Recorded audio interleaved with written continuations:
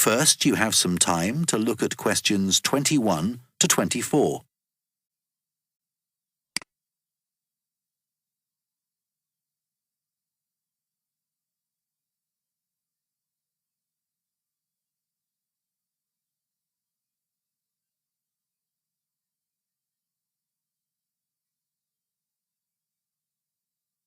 Now listen carefully and answer questions 21 to 24.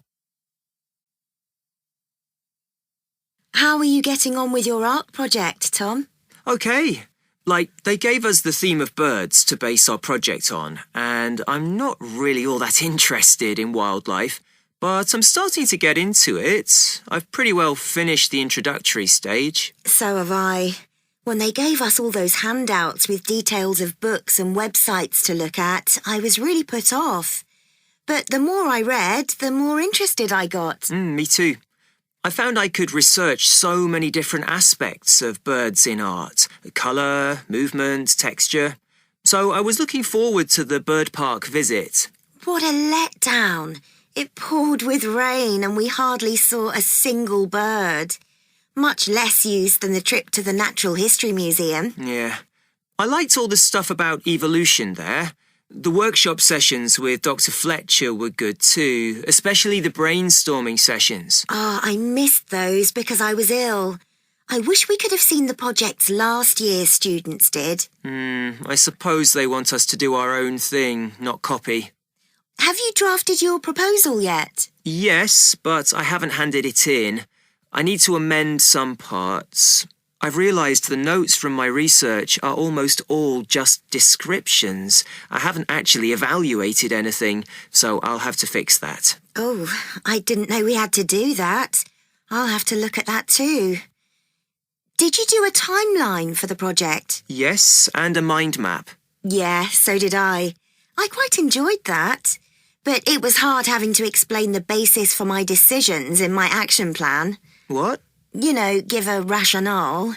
I didn't realise we had to do that. OK, I can add it now. And I've done the video diary presentation and worked out what I want my outcome to be in the project. Someone told me it's best not to be too precise about your actual outcome at this stage, so you have more scope to explore your ideas later on. So I'm going to go back to my proposal to make it a bit more vague. Really? OK, I'll change that too then. Before you hear the rest of the discussion, you have some time to look at questions 25 to 30.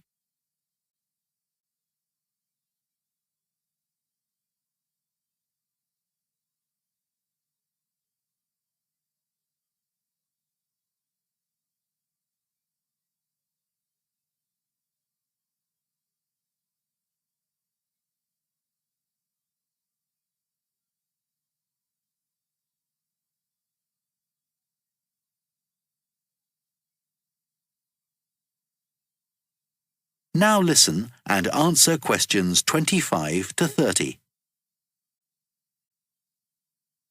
One part of the project I'm unsure about is where we choose some paintings of birds and say what they mean to us. I chose a painting of a falcon by Landseer. I like it because the bird's standing there with his head turned to one side, but he seems to be staring straight at you. But I can't just say it's a bit scary, can I? You could talk about the possible danger suggested by the bird's look. Oh, OK. There's a picture of a fishhawk by Audubon I like. It's swooping over the water with a fish in its talons and with great black wings which take up most of the picture. So you could discuss it in relation to predators and food chains? Well, actually, I think I'll concentrate on the impression of rapid motion it gives. Right. Do you know that picture of a kingfisher by Van Gogh? It's perching on a reed growing near a stream. Yes, it's got these beautiful blue and red and black shades. I've actually chosen it because I saw a real kingfisher once when I was little. I was out walking with my grandfather and I've never forgotten it. Oh, so we can use a personal link? Sure. OK. There's a portrait called William Wells. I can't remember the artist, but it's a middle-aged man who's just shot a bird. And his expression and the way he's holding the bird in his hand suggests he's not sure about what he's done. To me, it's about how ambiguous people are in the way they exploit the natural world. Interesting. There's Gauguin's picture via a Matty. He did it in Tahiti. It's a woman with a white bird behind her that is eating a lizard.